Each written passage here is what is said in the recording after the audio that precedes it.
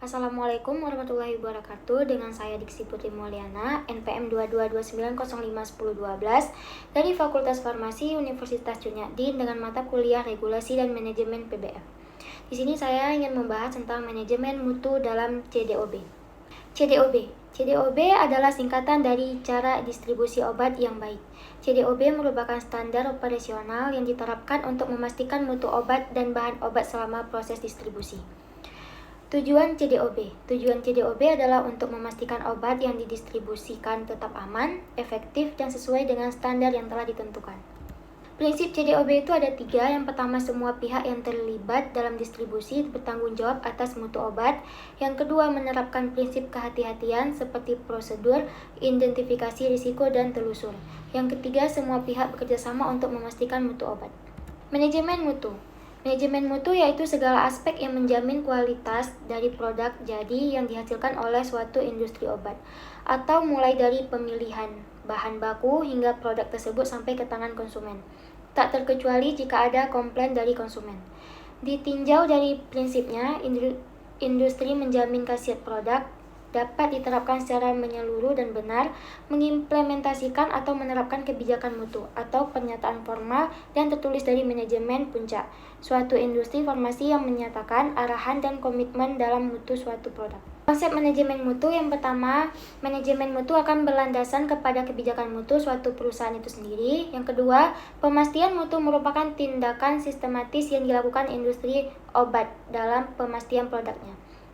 Yang ketiga, CDOB bertujuan untuk meminimalisir atau bahkan menghindarkan risiko yang tidak dapat dideteksi melalui serangkaian tes atau misalnya kontaminasi dan tercampurnya produk.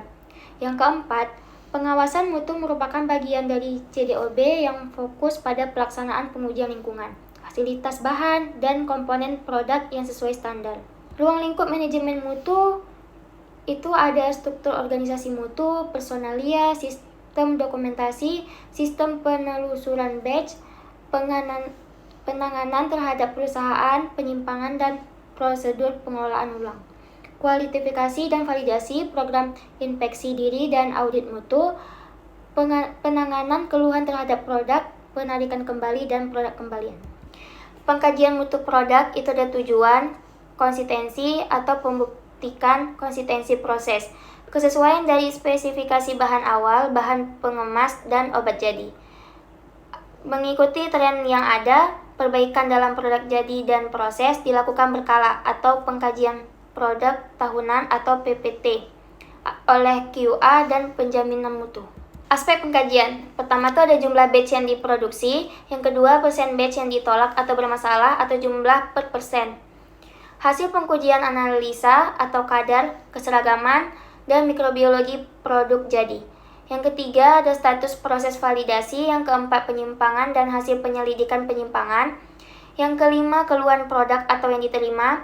Yang keenam teguran kritis dari BPOM atau penarikan obat. Yang ketujuh data stabilitas produk. Manajemen risiko mutu. Manajemen risiko mutu merupakan suatu proses sistematis untuk melakukan penilaian, pengendalian, dan pengkajian risiko terhadap mutu suatu produk, atau sebuah proses sistematis untuk mengontrol, mengkomunikasi, menilai, dan mengkaji risiko terhadap kualitas produk obat selama siklus hidup produk. Tujuannya itu untuk memastikan bahwa evaluasi terhadap mutu dilakukan berdasarkan pengalaman secara ilmiah, pengalaman dengan proses, dan pada akhirnya terkait pada pelindungan pasien. Sekian yang dapat saya sampaikan, lebih dan kurang saya mohon maaf. Assalamualaikum warahmatullahi wabarakatuh.